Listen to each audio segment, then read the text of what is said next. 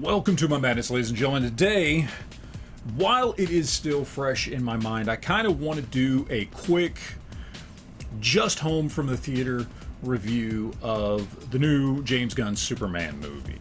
I'm a huge Superman fan. I have said this before, Superman was the first comic book I ever read.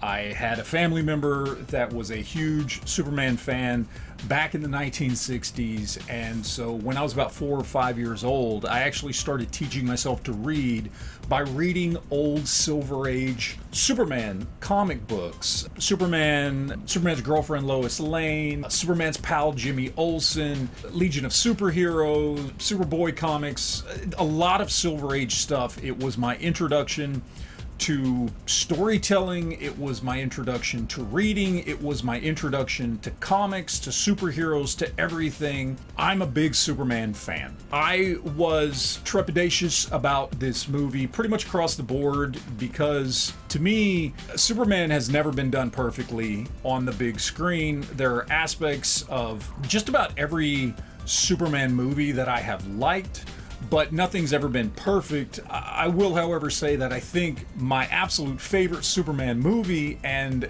as close to perfection as I have seen Superman get on the big screen, was Zack Snyder's Man of Steel. A lot of you guys will disagree, some will agree, whatever, doesn't matter. This is not about that movie, but that's about as perfect on the big screen as I have seen Superman be. So I liked the trailers for this movie a lot. I was excited to see it, but I was kind of tamping down my expectations. Walking away from it, to kind of just give you a summation here, I thought the movie was good, but the movie wasn't great. I was a bit underwhelmed by the movie.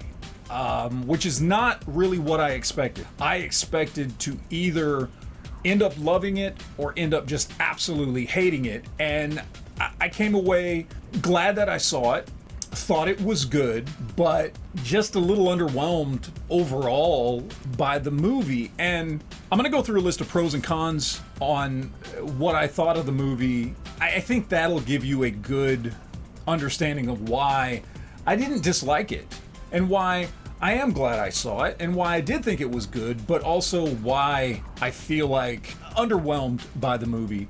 Now, as far as the pros go, the characters were great and really well done.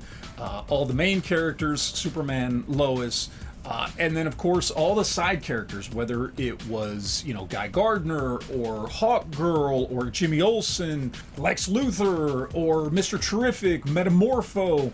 They were all great characters. They looked fantastic. They came across very well and very representative, in my opinion, of their comic book forms. The characters were done beautifully, and honestly, that was one of the things I liked the most about this movie, was just overall that it kind of drew me into the world because the characters were done so well that even though I might have been underwhelmed by this movie, I do want to see these characters again. And I think that was the most successful thing that this movie was able to do, at least for me. And to play on top of that, the actors that they got to portray these characters, I think in this portrayal of each individual character and in this world that was created for not just this movie, but the DC universe as a whole going forward, I thought the actors that they chose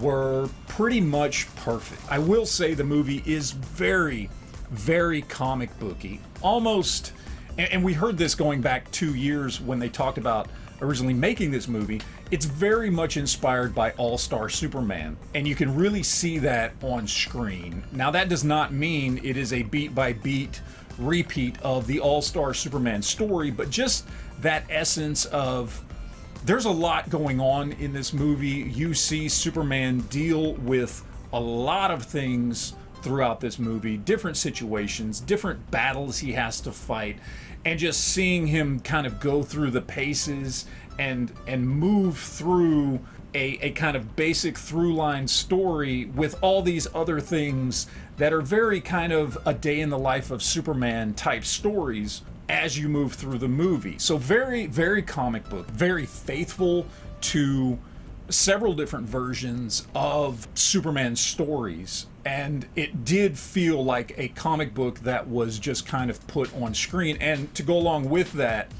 the kind of late 80s, early 90s Justice League International book with like Guy Gardner and Blue Beetle and Booster Gold and that type of feel and a little bit of humor. That book that a lot of people didn't like when it first came out, but became one of the most talked about DC comic books of all time. There's a lot of that feeling in this movie.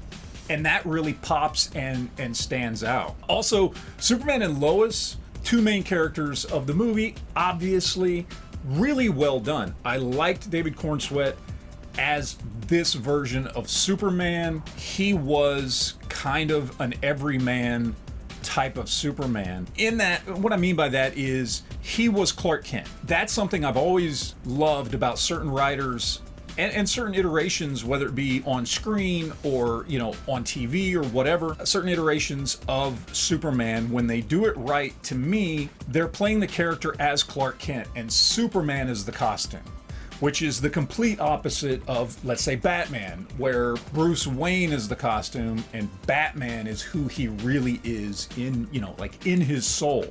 Superman's the exact opposite. He is just a farm boy from Smallville. And that came across really well in this movie. So those are the pros for me in this movie. The cons, I think, are really what fight against this movie being great. One, it is clearly poorly edited for time. Clearly, this movie was probably about 45 minutes longer than the 2-hour runtime that is at the movie theaters right now.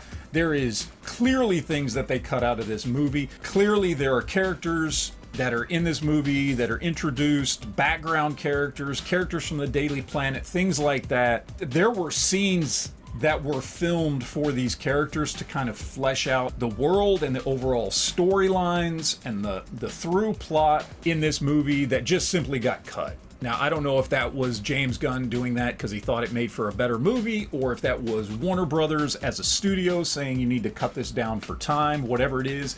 It is clearly evident in my mind that there was probably anywhere from 30 minutes to an hour of additional footage for this movie that I feel like had we gotten that, it probably would have made for a much better movie, and maybe at some point we'll get a director's cut or something like that from this movie, and my feelings on that version of the movie will change from where I'm at now. It clearly felt edited for time and moved almost too quickly through the various aspects of this story, this kind of all-star Superman story where you've got multiple stories piling up, but yet one kind of standard story through line through all of them. It just moved too quick, in my opinion, and it threw the balance of the movie off. There just wasn't enough time to absorb the characters and the stories and the arcs for each character and really get a feel for this world, which is a very unique world, a very comic booky world pulled straight from the pages of, you know, Action Comics and done very well. But if you don't read comics, which most people who see this movie are not comic book readers, are not going to get that appreciation. I know I went with somebody who is not a comic book reader, and they enjoyed it less than I did. The biggest thing, I think, that is a problem with this movie, and this is coming from, again, a diehard Superman comic book fan. And yes, I put it in the pros list as well, but it also belongs in the cons list, and this is too comic book. It is not cinematic enough. It tries too hard, in my opinion, to not be cinematic and just be a comic book brought to the big screen. While I love comic books, I grew up on comic books, there are sometimes things that need to be adjusted to translate page to screen, and this movie seemed to fight against that in a lot of ways. I thought it suffered because of that. And there's an example I'd like to give in comparing this to my favorite Superman movie, Man of Steel. And I compare it to the difference between The Dark Knight and The Batman. The Batman is arguably the best comic book story that Batman's ever done on screen. It's a fantastic story, yet it's not a better movie than The Dark Knight. The Dark Knight is a better movie, even though it is less comic book accurate, and therefore it's a more enjoyable movie-going experience. And that's what we have here. I'll say there's a lot of really cool, fun, awesome comic book stuff in this movie, and from that aspect, it's much more faithful to Superman in the comics than Man of Steel or Superman Returns, or even the original Superman movies from the 70s and 80s. However, it's not as good of a movie as any of those movies. Well, it's better than Superman Returns or Superman 2 and 3. But it's not a better movie than Man of Steel. Man of Steel is a much better movie. That's kind of the problem with this. So in the end, like I said, I liked the movie. I thought it was good, and it certainly got me excited to see what else is going to happen in this DC cinematic universe. But I was underwhelmed. I did walk away just kind of going, okay, that was good.